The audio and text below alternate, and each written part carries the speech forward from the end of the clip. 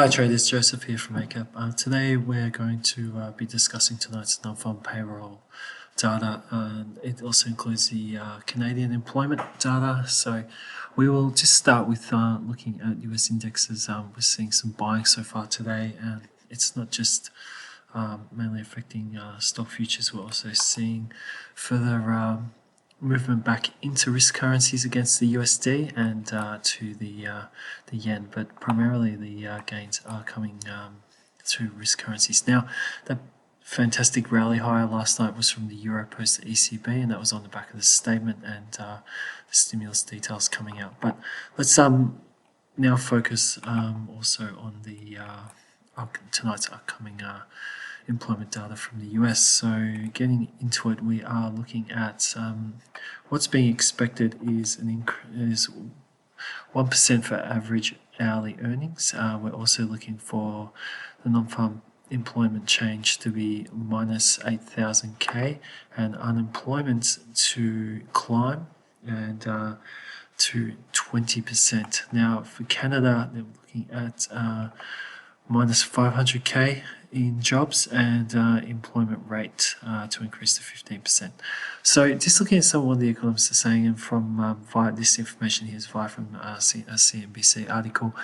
Basically, they're looking at an expectation of 8.3 million jobs lost, and economists believe that the unemployment rate rose to near 20%, which is a reflection of what's being expected and likely to be the peak in the current COVID-19 recession. So that's interesting that they're looking for this to be the peak. And now what we're going to get onto now is just looking at this from a market point of view. So we have seen this week so far some better than expected data coming out of the US. Now, the employment front is still meant to be very sick, but we did see last night's ADP figure better than expected. So if we do see better than expected data tonight, and let's just say the unemployment rate doesn't hit 20%, and if jobs lost were better than expected, don't be surprised if we do see some movement on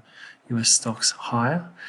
They have been moving, higher on the back of basically stimulus and things being not as bad as expected. Now, there was a bit of a shock with the last employment data where, even though it didn't come out as bad as expected, there were still pretty horrible numbers.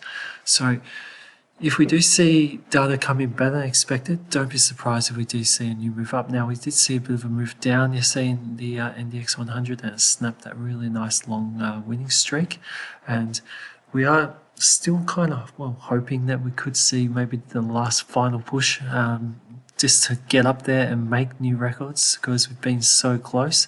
I'm not saying it is going to happen, but geez, we came so close last night to hitting new records. And it's just amazing on the back of what's been going on around the world that we are seeing this at the moment. Now, then that's the Nasdaq. The US 30 so far today, as we just noted before, is higher. Now, again, we are really drawing quite far away now from the averages.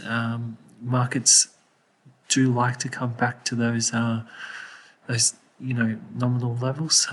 It's hard to really give you an idea of when they're going to, but they do like to, and we can see there's plenty of examples where you can see when they break away, they come back. So they broke away and come back, broke away and come back. Now, they can keep dragging on, so don't ever expect that just because it's moved away that it's going to straight away come back. But we are getting to that kind of level now where we've seen a close, nearly 3.5% move away from those average areas. So there is a chance that sooner or later we are going to see a move back to it. Sorry to be so vague, but as with the markets, timing is probably one of the hardest things to get right. So that's the main thing, really, just to see that if we do beat, if data comes in not as bad as what's been expected, that if we do see stocks continue higher. And we'd also be thinking, is this going to add to continued pressure on the US dollar? Will the dollar act negatively to that or positively? And if risk currencies are going to continue on. But the main emphasis we just want to see is how the equity markets do act to that. If we do see much better than expected, is that going to dampen hopes for further stimulus? Stimulus has been driving these current trends so far.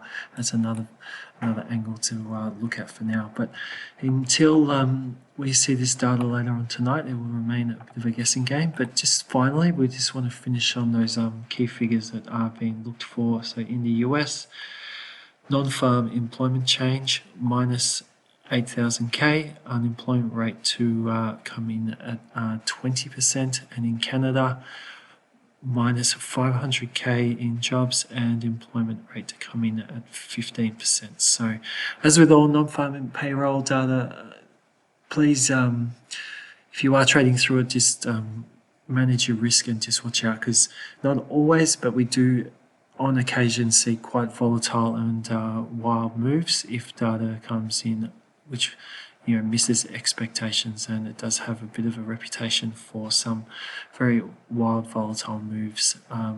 So just keep that in mind if you are trading through it. And we hope you've had an excellent trading week. Risk markets have really had a fantastic week so far this week. It's been quite interesting to see especially some of the currencies, how well they've tracked to the US dollar and the yen. So we will see what happens tonight after the US and Canadian employment data. So until next week, have a fantastic weekend, and bye for now.